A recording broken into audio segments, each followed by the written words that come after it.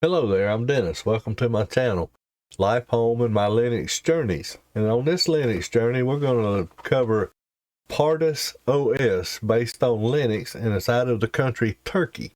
And after I've done a little research about it, it's well backed. It has a lot of very good credentials.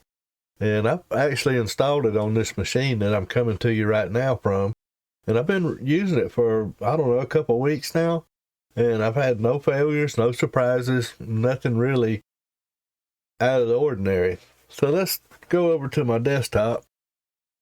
And this is Pardus OS. DistroWatch says it's based on Debian out of the country Turkey. Comes in the GNOME desktop and the Xfce desktop. Pardus is a new Linux distribution jointly developed by the Scientific and Technological Research Council of Turkey, and we'll come back to that. A national academic network and information center. It started its life as a Gentoo-based project, and I believe that was like in 2005.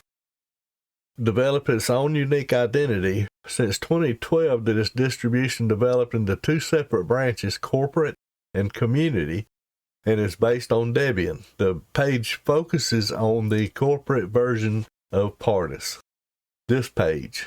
So if you go to their homepage here, this is where your journey will actually start to get your download and to read a little bit about it. And I was just really fascinated about I'll show you when I get to it here, what kind of started my curiosity was they have their own menu here.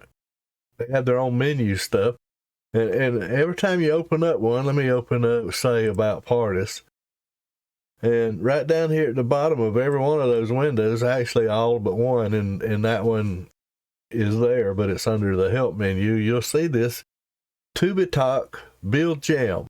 I know for a fact I'm mispronouncing that, but I got to thinking, what is that? And come to find out, that is a major corporation right here. And I'll make sure these links get in the description. And if I was you, I would read a little bit of it. Who are we? About us? I was fascinated. This Pardus has a huge backing. Stretch this out a little further. The history of Pardus, like I said, I'll make sure the links get in the description below. Actually started in 2003, right here it says. And first studies of Pardus 2003. This is the history. Now this is the wiki, and it tells you some more about it, and there's that word again. And you'll see that all over the place. Not sure what I just did. There we go. I clicked on something. And here is that information on I'm going to call it Belgium. It's the only way I know how to pronounce that information. Let me minimize this. I'll bring up my notes right here. Free and open source operating system based on Debian. Name of the Pardus operating system distribution was chosen from the scientific name of the Anatolian pars, the Asna Pardus Tuliano. It's basically a panther or a leopard. Same thing, I guess. Not really. So that's what we just looked at, and I'll make sure these get in the notes below. One thing, let's see, let me bring up that about once again. Where was it? Recently used about Pardus. You'll see we're on version 4.18 on Xfce, so it's still holding back for the 420. And I'm not sure when that'll come through, but that's it. And I'll put these notes in the description. It's all basically what I just got through saying and showing you the information. Look in my menu, you'll see all the normal, typical stuff that I use. Featherpad, Thunar, that comes in with Xfce. GNOME Disk, I believe, was actually installed by default. OBS Studio running now. Kdenlive, which is a Flatpak. Flatpak is not installed, but you can readily install it. Just go to FlatHub and follow the Debian instructions. Audacity, Krita, Simple Screen Recorder, GUVC, Voco Screen, VirtualBox, and it works just fine.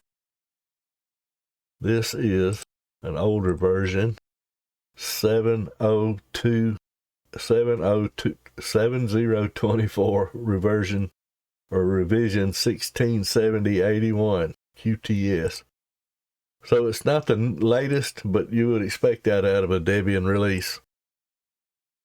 So I thought I covered Pardus about a year ago, maybe a little over a year ago now, and I liked it back then, and I would have recommended it back then. But I thought in this video I'd cover a little more about their category they have in their menu here. So we've already seen the about. The computer is just basically going to open up your file browser and showing you the drives. The font manager. See right down here at the bottom, to Batak Belgium. If you need to change your fonts, this is one way you could do that. Probably the best way.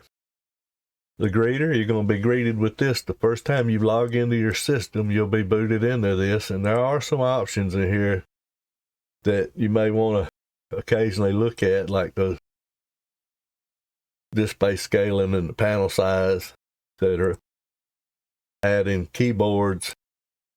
And you can go ahead and install some software, and this basically tells you some keyboard shortcuts. So let's close that out. That's their welcome screen. Greeter. Pardus image writer. Now this comes with its own image writer, and I'll open it up, but it will not find, if I go to my downloads, the only ones it'll see is the ones called Pardus. It will not see. Let me verify that. Yep, see, I got a bunch in here. VirtualBox. It should have shut. Well, no, I guess it's only ISO. This sounds misleading, but it's not. When I burned this ISO using this on a different machine, the only ISO I could see was the Pardus ISO. So make that of what you want. If you need another one, they are available. In fact, I may have a couple installed. Image writer, the Java script installer. If you need to install some Java stuff, this does it. Light DM settings, Pardus Nightlight, package installer, which is fairly decent. Oh, that's for the Debian, is if you've got a deb package and you want to install it. That's right. Package installer, Pardus update, USB formatter, and again, now this will recognize any USB drive and you'll format it. Xfce tweaks. This is the one that doesn't show here at the bottom, but if you go up here, click on help or about, I guess, you'll see it. Let's see. Where did I see that at? Because it does show that right there. So, I mean, even though it's not, you have to look for it, it's still there. And they got a very nice set of wallpapers. Really nice. Exceptionally nice, I would say. And let's go back to the Pardus. That covers the, in the Pardus Xfce tweaks here. Now, this is a really nice little program they got. You can set your theming, display, this stuff you saw in the greeter, add a keyboard, font management, languages, your clock setting, panel preferences, power management, startup applications, default applications, and you can restore defaults. So that's actually a pretty nice little all of this stuff is actually very nice.